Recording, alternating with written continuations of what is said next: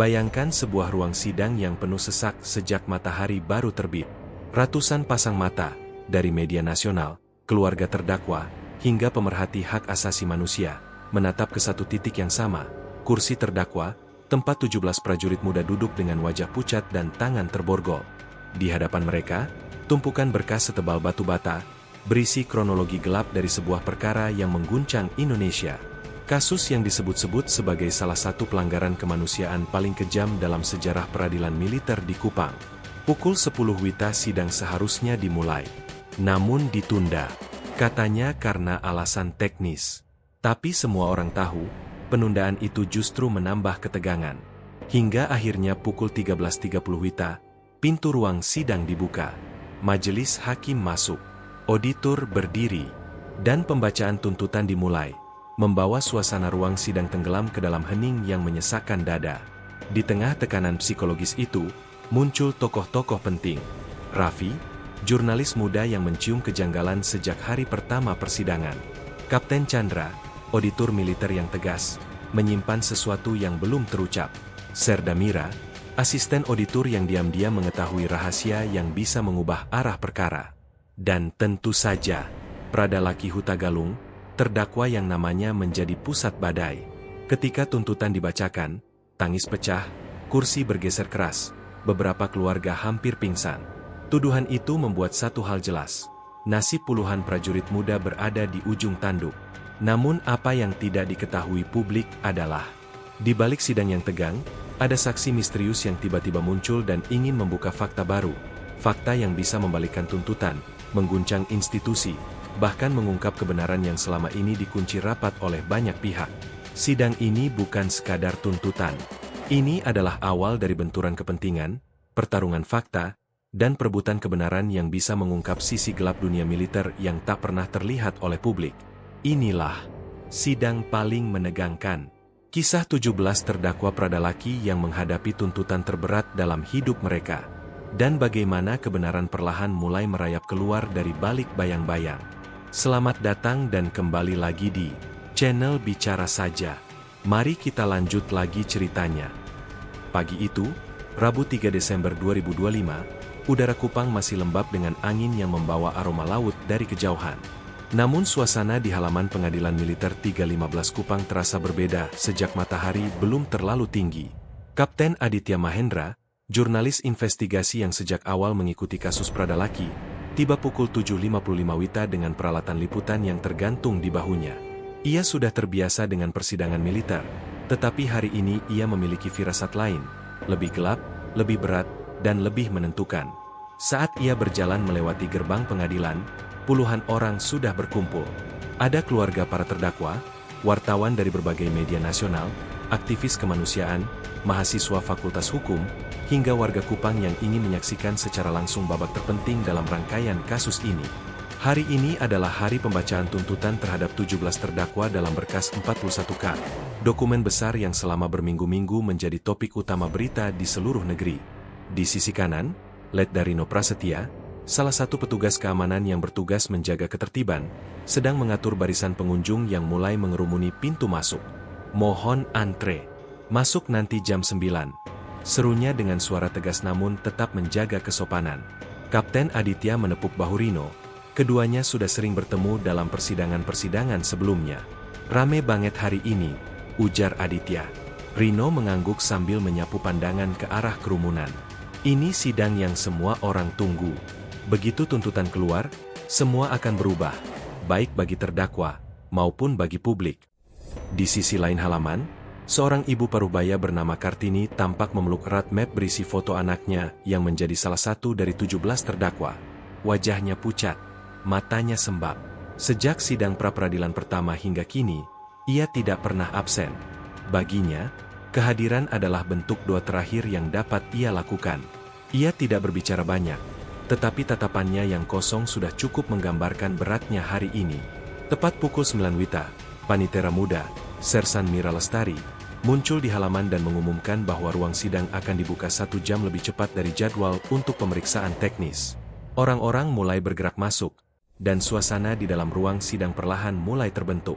Aditya memilih duduk di baris ketiga, tempat yang cukup ideal untuk melihat keseluruhan dinamika di depan. Namun tepat pada pukul 9.55 WITA, terjadi hal yang tidak diduga.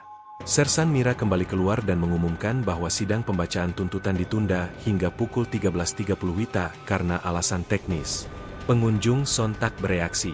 Beberapa wartawan kesal karena harus menunggu lebih lama, beberapa keluarga terdakwa langsung terduduk lemas, sementara yang lain berbisik-bisik, seakan penundaan ini mengandung makna tertentu yang tidak terucap. Aditya yang sudah berpengalaman memahami betul bahwa penundaan seringkali terjadi dalam sidang besar.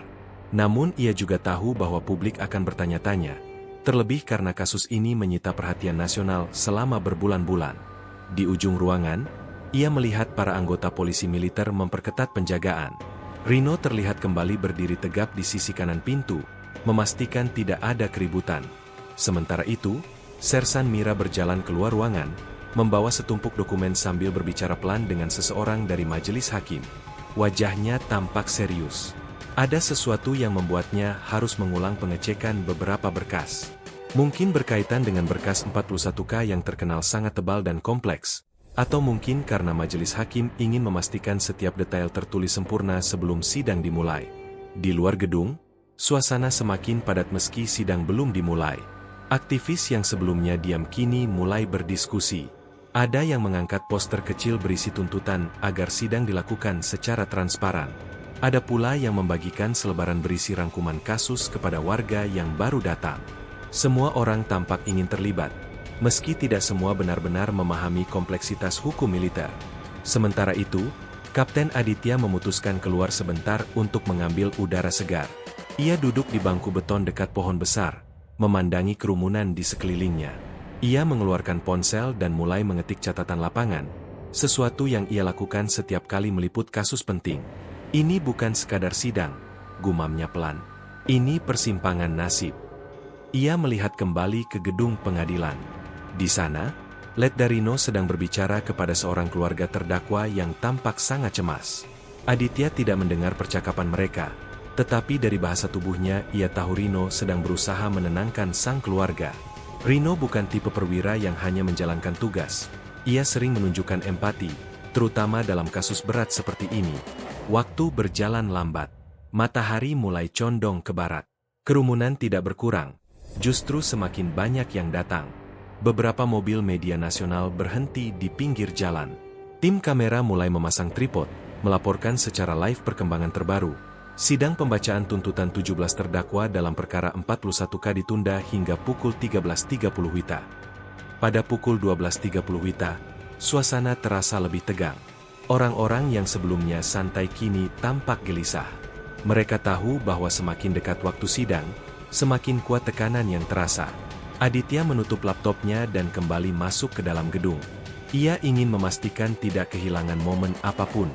Begitu tiba di dalam, ia melihat pejabat dari Auditor Militer 314 Kupang sudah datang membawa map tebal berwarna coklat tua, map yang diperkirakan berisi tuntutan setebal hampir 700 halaman. Aditya menelan ludah. Inilah titik baliknya, pikirnya. Setiap langkah para auditor menuju ruang sidang seakan mengisi udara dengan intensitas yang tak terlihat. Para terdakwa yang sudah dihadirkan sejak pagi kini duduk berjejer, tangan terlipat, wajah mereka kaku. Ada yang menunduk, ada yang memejamkan mata sambil berdoa. Beberapa dari mereka bahkan belum sempat makan siang, termasuk Prada Laki, tokoh utama yang namanya paling sering muncul dalam pemberitaan. Pukul 13.25 WITA, 5 menit sebelum sidang dimulai, ruang sidang sudah penuh sesak. Aditya menyiapkan alat rekamnya. Rino berdiri di pojok kanan, mengawasi situasi. Sersan Mira menghampiri meja majelis hakim, menata berkas, lalu duduk di tempatnya. 13 detik sebelum pukul 13.30, palu sidang diketukan. Ruangan langsung hening. Tidak ada suara, tidak ada gerakan, tidak ada bisikan. Hanya satu hal yang terasa jelas. Sidang paling menegangkan dalam kasus ini akhirnya dimulai. Ketukan palu pertama pada pukul 13.30 WITA menggema kuat di ruang sidang. Suaranya seperti membelah udara yang sejak pagi sudah penuh ketegangan. Kapten Aditya Mahendra merapatkan posisi duduknya, memegang pena dengan jemari yang sedikit bergetar. Setelah penundaan panjang sejak pagi, Sidang pembacaan tuntutan terhadap 17 terdakwa dalam berkas perkara 41K akhirnya benar-benar dimulai. Majelis hakim, terdiri dari 3 perwira senior dengan wajah tegas dan tanpa ekspresi, duduk di kursi tinggi.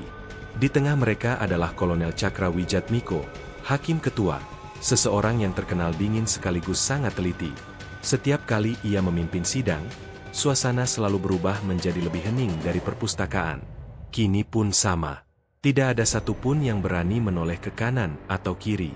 Di sisi kanan majelis hakim, Sersan Mira Lestari duduk sebagai panitera muda. Wajahnya serius, tetapi sesekali terlihat ia menarik napas panjang untuk menstabilkan pikirannya. Tumpukan berkas yang ia siapkan untuk sidang hari ini lebih tebal dari biasanya. Bahkan terlihat beberapa lembar baru saja ditambahkan setelah pengecekan teknis menjelang siang. Sidang perkara 41K dibuka dan dinyatakan terbuka untuk umum, kata Kolonel Cakra dengan suara berat. Para pengunjung menahan napas. Letdarino yang berdiri di sudut ruangan mengamati tiap pergerakan, memastikan tidak ada yang mencoba mengambil gambar secara diam-diam dengan flash atau melakukan rekaman suara tanpa izin. Ia tahu betul, hari seperti ini bisa memancing emosi. Keluarga terdakwa pun memenuhi kursi di bagian belakang. Beberapa dari mereka menggenggam tas kecil. Beberapa menggenggam tangan satu sama lain. Auditor dari Auditor Militer 314 Kupang, Mayor Suarta, berdiri perlahan. Ia membawa map coklat tebal berisi lembaran tuntutan. Aditya memperhatikan dengan seksama. Baginya, Mayor Suarta bukan sosok asing. Selama liputan bertahun-tahun tentang dunia peradilan militer, ia tahu Mayor Suarta dikenal sebagai auditor yang selalu menyusun tuntutan dengan detail luar biasa. Dengan ini, kami dari Auditor Militer 314 Kupang akan membacakan tuntutan terhadap para terdakwa dalam perkara nomor 41K, ucap Mayor Suarta, membuka kalimat pertama. Ruang sidang kembali tenggelam dalam kesunyian. Kalimat demi kalimat dibacakan dengan ritme yang lambat namun tegas. Mayor Suarta mulai dengan menjelaskan kembali latar belakang perkara, rangkaian peristiwa yang telah menjadi sorotan nasional, hingga pasal-pasal yang menjadi dasar tuntutan. Suaranya naik turun pada titik-titik tertentu, menandakan bagian penting yang ingin ia tekankan di hadapan majelis hakim. Aditya menulis cepat. Ia tahu momen-momen seperti ini tidak boleh terlewat satu detik pun. Dalam hatinya, ia mengulang kembali seluruh rangkaian kasus, mencoba mencocokkan setiap detail yang ia liput dengan apa yang dibacakan oleh auditor. Setiap menyebut nama terdakwa, ruangan terasa lebih dingin. Di barisan terdakwa, Prada laki, yang sejak tadi menunduk, mengangkat sedikit wajahnya. Matanya merah, bukan karena menangis, tetapi karena kurang tidur. Sejak pagi ia duduk di kursi itu menunggu sidang dimulai. Dan kini, ketika tuntutan dibacakan, ia terlihat berusaha keras menjaga ketenangannya. Di sebelahnya, terdakwa lain bernama Satria menahan napas setiap kali auditor menyebut perannya. Tangan Satria bergetar kecil, membuat borgol metal di pergelangannya berbunyi samar. Petugas yang mengawalnya melirik, memastikan ia tidak pingsan. Ada terdakwa yang butuh istirahat. Bisik salah satu anggota polisi militer kepada Rino. Rino menggeleng pelan. Lanjutkan. Mereka masih bisa mendengar. Saat pembacaan memasuki bab penjabaran hukum, suasana berubah lebih sunyi lagi. Dalam bagian itu, Mayor Suarta menjelaskan pasal demi pasal secara rinci. Sesekali ia membalik halaman dengan gerakan pelan namun mantap. Berdasarkan hasil penyelidikan, pemeriksaan saksi, dan barang bukti, maka terdakwa dinilai memenuhi unsur pasal. Suaranya terus bergema, memantul di setiap sudut ruang sidang. Beberapa pengunjung mulai meneteskan air mata. Seorang ibu terduduk sambil memegangi dada ketika nama anaknya disebut dengan pasal yang cukup berat. Rino, yang melihat hal itu dari sudut ruangan, memberi isyarat kepada seorang petugas medis untuk berjaga di dekat pintu. Di balik meja hakim, Kolonel Cakra tetap tak bergerak. Ia menatap lurus ke arah auditor, seolah ingin memastikan setiap kata yang diucapkan sejalan dengan berkas yang ada. Sersan Mira sesekali menandai lembaran yang dibacakan, menggeser beberapa dokumen ke sisi kiri, seolah sudah mempersiapkan urutan panjang sidang hari ini. Waktu terasa berjalan lambat. Baru 1 jam berlalu, namun isi tuntutan masih berada pada bagian pertama. Banyak pengunjung yang mengira sidang akan berlangsung cepat. Mereka lupa bahwa berkas 41K adalah salah satu berkas terberat dalam sejarah pengadilan militer Kupang. Berat sekali ya, bisik seorang wartawan muda di samping Aditya. Aditya hanya mengangguk. Ini baru awal. Ia tidak melebih-lebihkan. Ia tahu bahwa tuntutan bukan sekadar bagian administratif. Tuntutan adalah gambaran arah pandang auditor. Dari tuntutan itulah publik bisa memperkirakan seberapa besar tanggung jawab hukum yang ditimpakan kepada para terdakwa. Ketika Mayor Suarta memasuki bagian analisis peran masing-masing terdakwa, suasana berubah lebih mencekam. Ia membaca dengan perlahan, menjelaskan tindakan yang dilakukan Pradalaki dan rekan-rekannya. Meskipun tidak menyebut semua detail kejadian yang sudah disampaikan dalam sidang sebelumnya, dari intonasi suaranya saja, orang bisa merasakan beratnya sangkaan yang dibebankan kepada mereka. Laki menggigit bibir bawahnya. Ia tidak menangis, tetapi jari-jari kakinya tampak bergerak resah. Aditya memperhatikan hal itu. Ia tahu bahwa ekspresi tubuh seringkali menunjukkan perasaan seseorang lebih kuat daripada kata-kata. Beberapa kali, sidang berhenti sejenak untuk memberikan waktu minum kepada para terdakwa. Namun tidak ada jeda panjang. Mayor Suarta ingin memastikan pembacaan tuntutan hari ini tuntas, sesuai agenda. Setiap membuka halaman baru, raungan halus kertas terdengar jelas. Ruang sidang cukup besar, tetapi hari ini terasa sempit. Lampu neon di atas meja majelis hakim berpendar tajam, memantulkan cahaya putih ke wajah semua orang di ruangan itu. Tidak ada tempat untuk sembunyi dari kebenaran yang sedang dibacakan. Ketika memasuki bagian ketiga, yakni rekomendasi tuntutan, beberapa pengunjung langsung menegakkan badan. Inilah bagian yang mereka tunggu namun juga mereka takuti. Apakah tuntutan akan seberat rumor yang beredar? Atau justru lebih ringan dari yang dibayangkan banyak orang? Namun tepat sebelum bagian itu dibacakan, Kolonel Cakra menghentikan sidang sejenak. Majelis akan istirahat 5 menit, ucapnya. Suasana langsung riuh. Tidak ada yang berbicara keras, tetapi semua bergerak seperti baru sadar telah menahan napas terlalu lama. Aditya mengambil kesempatan itu untuk mengusap wajahnya. Meski hanya duduk dan mencatat, tegangnya atmosfer membuat tubuhnya terasa lelah. Ia melirik ke arah Rino yang masih berdiri tegap. Bagian terberat belum dimulai, kata Rino pelan. Aditya mengangguk. Ia tahu hal itu benar. Ketika palu diketukkan lagi dan sidang dilanjutkan, semua kembali diam. Tak ada suara, tak ada bicara. Hanya ada satu hal yang memenuhi ruangan. Tuntutan akhir yang sebentar lagi akan dibacakan. Tuntutan yang akan mengubah nasib 17 orang sekaligus. Ruang sidang kembali sunyi setelah jeda 5 menit. Namun suasana yang tadinya tegang kini berubah menjadi jauh lebih menyesakan. Semua orang, mulai dari majelis hakim, auditor, pengunjung, hingga para terdakwa sendiri, tahu apa yang akan terjadi sebentar lagi. Bagian tuntutan akhir adalah inti dari seluruh sidang hari ini. Kapten Aditya Mahendra menundukkan kepala sebentar sebelum kembali menyalakan alat rekamnya. Ia dapat merasakan denyut nadi di lehernya berdetak lebih cepat. Dari seluruh persidangan yang pernah ia liput, momen sebelum pembacaan tuntutan selalu menjadi salah satu yang paling menghantam perasaan, seolah semua orang berdiri di tepi jurang dan menunggu apakah mereka akan didorong atau ditarik kembali. Di sisi kanan, Letda Rino Prasetya memperketat posisinya. Ia melipat kedua tangannya di depan tubuh, menjaga agar tidak ada pengunjung yang emosional melampaui batas. 2 anggota polisi militer tambahan dipanggil untuk berjaga di barisan belakang, karena beberapa keluarga terdakwa mulai terlihat gelisah sejak awal sidang. Sersan Mira Lestari kembali duduk di kursinya, merapikan tumpukan berkas tuntutan. Ia menegakkan punggungnya dan menarik napas panjang. Saat Mayor Suarta berdiri, Mira ikut membuka bagian dokumen yang sesuai. Salah satu rutinitas sidang yang tampak sederhana, tetapi hari ini terasa seperti menahan beban ratusan kilogram. Majelis hakim yang saya hormati, serta hadirin yang hadir, suara Mayor Suarta terdengar lebih dalam dari sebelumnya. Dengan ini kami memasuki bagian akhir tuntutan. Suasana seketika membeku. Mayor Suarta mulai membacakan analisis terakhir mengenai peran tiap terdakwa. Kata-katanya bertenaga, tetapi tidak meledak-ledak. Ia membacanya seperti seseorang yang memikul beban moral yang besar, seolah ia sendiri harus memastikan bahwa kebenaran diucapkan tanpa goyah. Ia mulai dari terdakwa pertama. Setiap nama yang disebut membuat kursi pengunjung bergetar. Ada yang menggigit bibir, ada yang langsung menangis meski peran anak mereka belum dijelaskan. Lalu nama Pradalaki disebut. Detik itu juga, Kepala hampir seluruh pengunjung menoleh ke barisan terdakwa. Laki yang sejak awal hanya menunduk kini mengangkat wajahnya.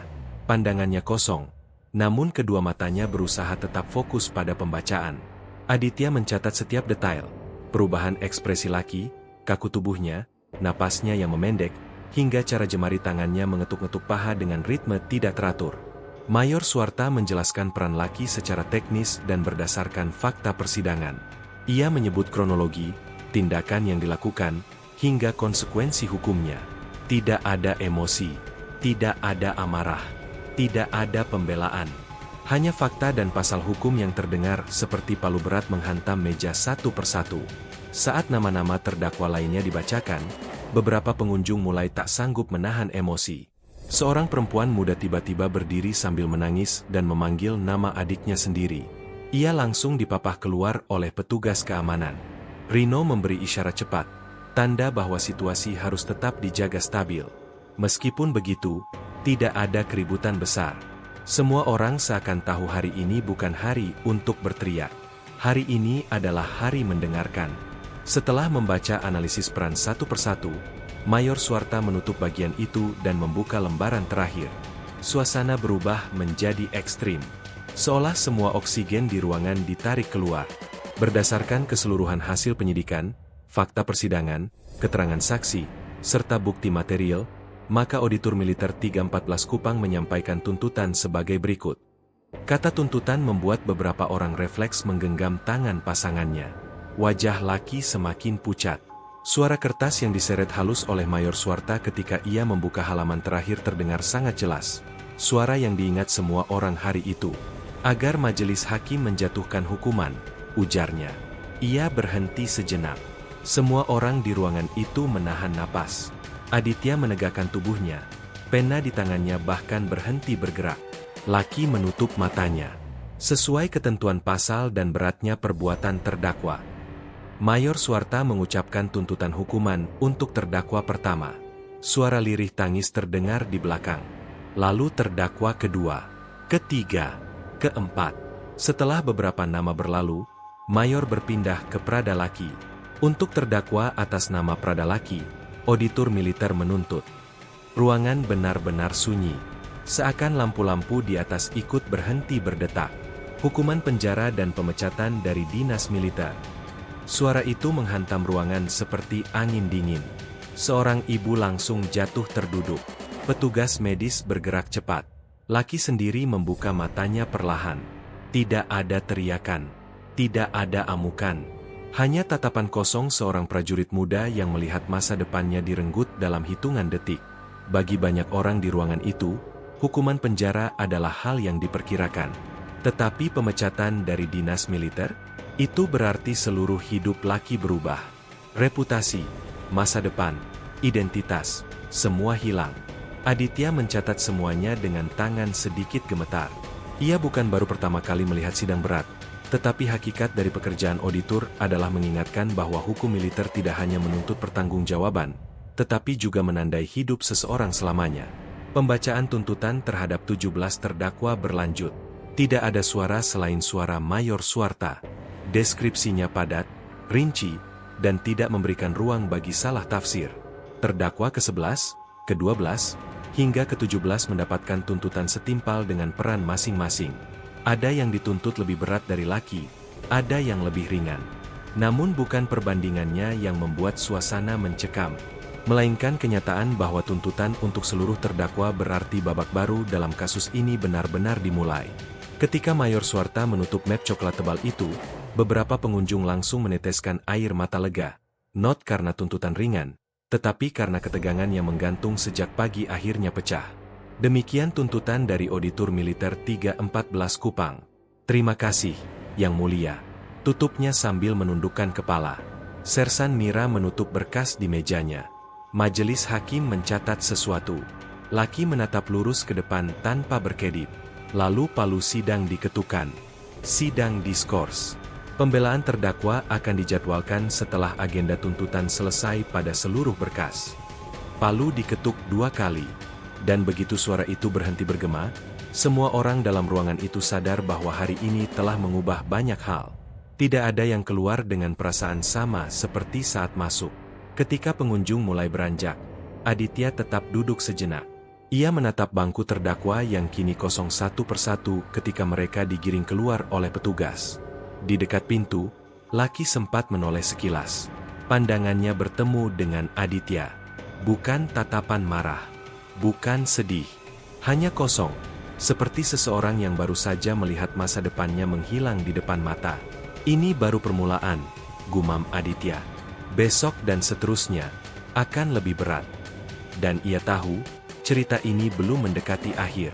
Ruang sidang pengadilan militer 315 Kupang siang itu terasa lebih sunyi dibanding hari-hari sebelumnya. Bukan karena pengunjung berkurang, melainkan karena semua orang yang hadir menahan napas, seolah ketakutan membuat suara sekecil apapun. Hari itu, pukul 13.30 WITA, Kapten Chandra, auditor militer yang sejak awal menangani perkara besar ini, akan melanjutkan pembacaan tuntutan terhadap 17 terdakwa dalam berkas 41K. Namun sesuatu berbeda hari itu. Aura ruangan berubah begitu para terdakwa memasuki ruang sidang dengan penjagaan ketat. Di antara mereka, Pradalaki Hutagalung, yang dari awal disebut sebagai salah satu tokoh kunci dalam kasus kelam tersebut, tampak jauh lebih pucat dari biasanya. Tangannya diborgol, langkahnya pelan, dan tatapan matanya tak fokus. Dari kejauhan, Raffi, jurnalis muda dari media nasional, memperhatikan setiap detail perubahan ekspresi itu. Insting jurnalistiknya mengatakan ada sesuatu yang akan meledak di sidang hari ini. Di sisi lain ruang sidang, Serda Mira, asisten auditor yang selalu tampil tegas dan dingin, terlihat menyusun kembali bundel dokumen tebal di atas mejanya. Itulah berkas tuntutan yang akan dibacakan Kapten Chandra. Mira mengetuk-ngetuk meja pelan, kebiasaannya saat gugup, meski wajahnya tak menunjukkan apa-apa. Tidak ada senyum, tidak ada kecemasan. Hanya ketegangan datar yang sulit dibaca. Begitu majelis hakim yang dipimpin Kolonel Eko Prasetyo memasuki ruangan, suasana berubah seketika. Semua orang berdiri. Tak ada suara selain hentakan sepatu para hakim dan gemerisik halus dari para pengunjung yang berusaha menenangkan diri. Sidang lanjutan perkara nomor 41K, dengan agenda pembacaan tuntutan. Auditor, dipersilakan melanjutkan pembacaan, ucap Kolonel Eko sambil mengetuk palu kecilnya. Kapten Chandra berdiri. Sorot matanya tampak kelelahan, wajahnya menegang, namun suaranya tetap stabil. Ia membuka berkas di hadapannya, menarik napas panjang, lalu mulai membaca. Berdasarkan hasil penyidikan, pemeriksaan saksi, serta barang bukti yang telah diajukan. Setiap kata yang keluar dari mulutnya bagaikan pisau yang perlahan diasah di udara. Ruangan yang penuh sesak itu mendadak seperti ruang hampa. Semua menatap ke depan. Tak berkedip. Raffi mencatat cepat, meski tangannya sedikit bergetar. Ia tak ingin melewatkan satu detail pun. Pemberitaan hari ini akan menjadi berita paling penting dalam karirnya. Ini bukan sidang biasa. Ini sidang yang menentukan nasib 17 prajurit muda yang diduga terlibat dalam salah satu pelanggaran kemanusiaan paling kejam yang pernah terjadi di wilayah Kodam 9, Udayana. Di bangku keluarga terdakwa, kegelisahan mulai tampak nyata. Ada yang menunduk sambil menahan tangis, ada yang menggenggam tangan satu sama lain, berusaha kuat, dan ada pula yang tampak marah namun tak bisa berbuat apa-apa. Mereka hanya bisa berharap tuntutan auditor tidak seberat yang diperkirakan. Sementara itu, Pradalaki duduk menunduk, tubuhnya sedikit gemetar. Sesekali ia melirik ke arah keluarga yang duduk di belakangnya, terutama ibunya yang kehadirannya sudah menjadi pusat perhatian sejak sidang pertama. Wanita parubaya itu menatap Laki dengan mata basah, mencoba tersenyum, mencoba memberi kekuatan, tetapi Laki hanya menunduk kembali. Ketika Kapten Chandra memasuki bagian inti tuntutan, suasana berubah drastis. Kepada terdakwa Pradalaki Hutagalung, auditor menuntut. Semua orang di ruangan itu menahan napas. Raffi hampir menjatuhkan pena karena gugup. Serda Mira bahkan berhenti mengetuk meja. Tuntutan yang dibacakan panjang, detail, dan tegas. Di tengah pembacaan, Pradalaki tampak menutup mata, seperti pasrah pada apapun yang akan terjadi. Di sisi lain, beberapa terdakwa lain tampak saling melirik. Ada yang memijat pelipis, ada yang menggigit bibir kuat-kuat menahan emosi. Ketegangan mencapai puncaknya ketika tuntutan terakhir dibacakan. Reaksi pengunjung pecah menjadi berbagai bentuk. Desahan syok, suara kursi bergeser keras, beberapa ibu terdakwa meneteskan air mata, dan bahkan ada yang nyaris pingsan sehingga petugas harus turun tangan. Namun majelis hakim cepat menertibkan ruangan. Tenang. Sidang tidak dapat dilanjutkan bila keributan terjadi, tegas Kolonel Eko. Suasana kembali dipaksa hening, meski wajah-wajah panik dan cemas terlihat jelas di mana-mana. Setelah hampir 2 jam pembacaan, Kapten Chandra akhirnya menutup berkas tuntutan. Demikian tuntutan yang diajukan auditor militer terhadap para terdakwa. Ia kembali duduk.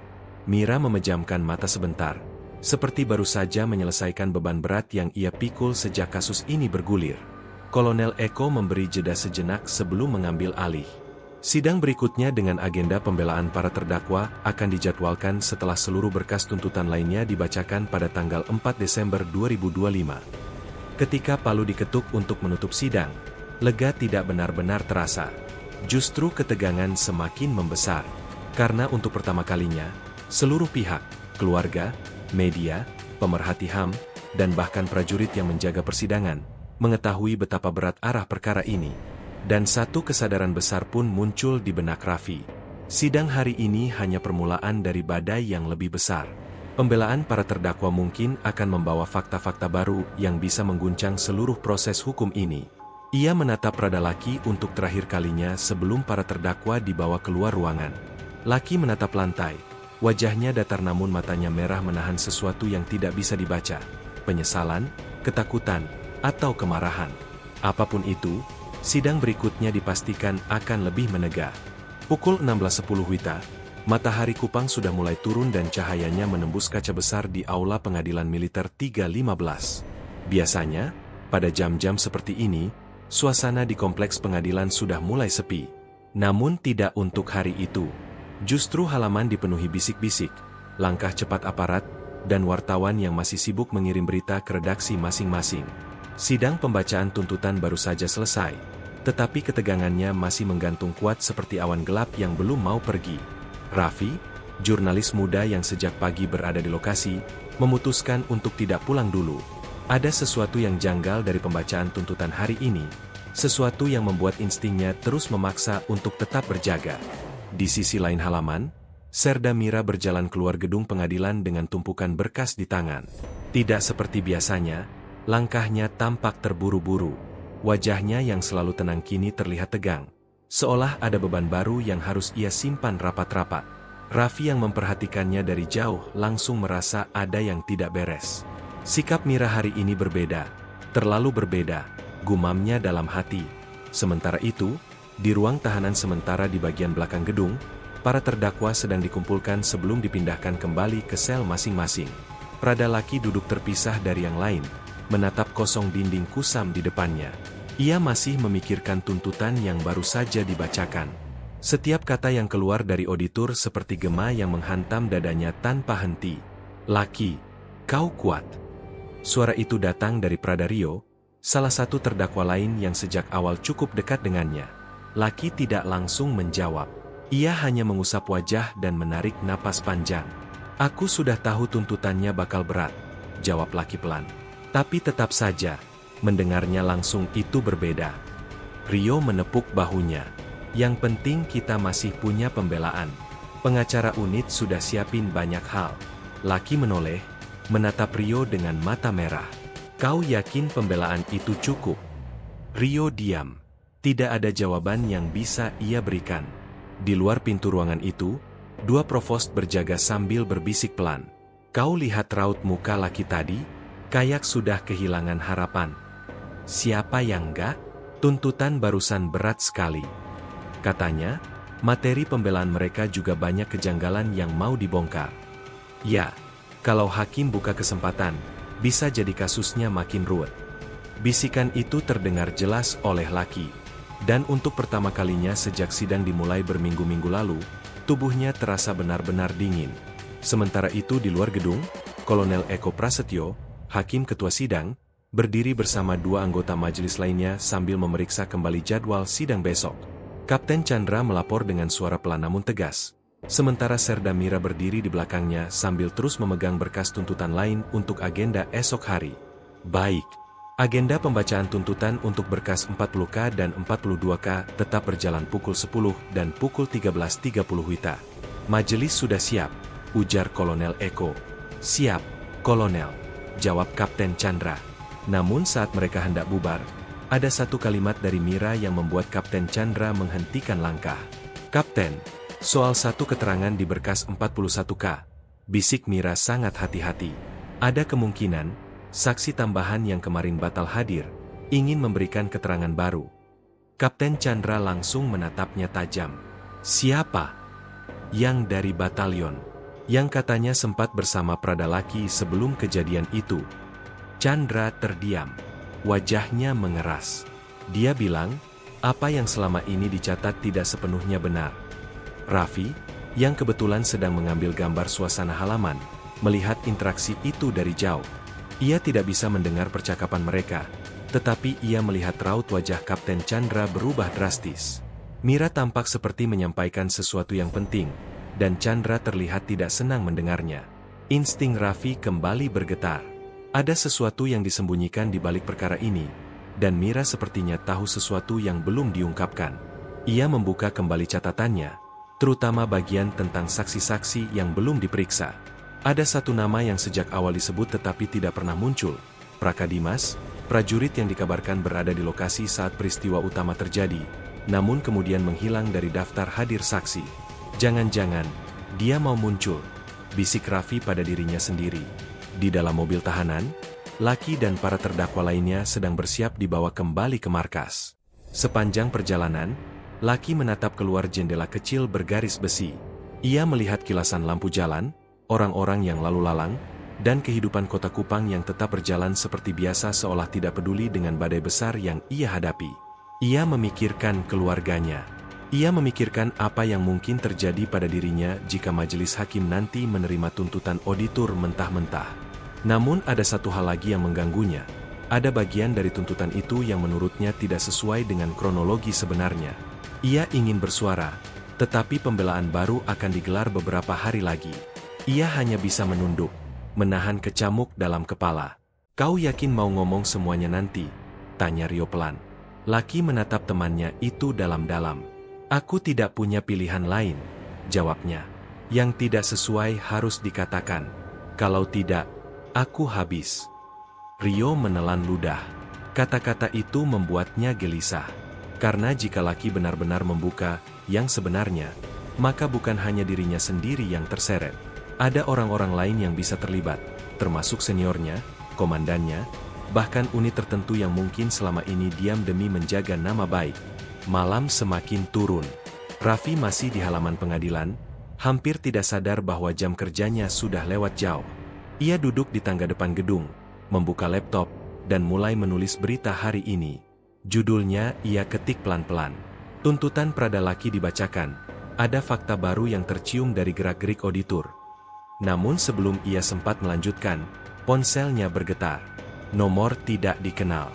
Dengan hati-hati ia angkat. Halo. Suara di ujung telepon terdengar sangat pelan, seperti orang yang menelepon dari tempat tersembunyi. Mas Raffi, saya punya informasi tentang kasus Pradalaki. Tapi, kita tidak bisa bicara di telepon. Alis Raffi langsung terangkat. Ia duduk tegak. Siapa ini? Saya, saksi yang belum dipanggil majelis. Saya harus bicara sebelum pembelaan dimulai. Raffi membeku. Bukan karena takut, tetapi karena sadar bahwa telepon itu bisa mengubah seluruh arah cerita. Di mana kita bisa bertemu? Tanyanya. Suara itu ragu sejenak, lalu menjawab. Besok pagi, sebelum sidang, tempatnya akan saya kirim. Telepon terputus. Raffi menatap layar ponselnya yang kini gelap. Bibirnya bergetar pelan saat ia bergumam. Ini, benar-benar baru mulai. Dan dengan telepon misterius itu, sidang Pradalaki yang sudah menegangkan kini berubah menjadi sesuatu yang jauh lebih besar. Sesuatu yang bisa membuka fakta kelam yang selama ini dikunci rapat oleh banyak pihak.